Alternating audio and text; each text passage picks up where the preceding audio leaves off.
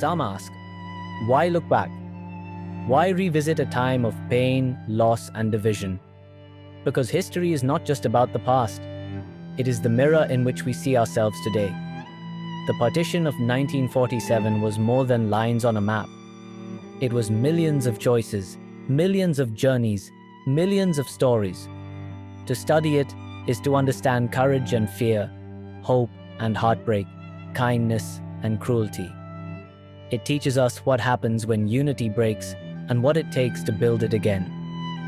We remember so we can recognize the signs, so we can choose peace over hatred, empathy over division. We study partition not to reopen old wounds, but to honor those who lived through it, and to make sure such a wound is never made again. Because forgetting is easy, but remembering is what shapes a better future.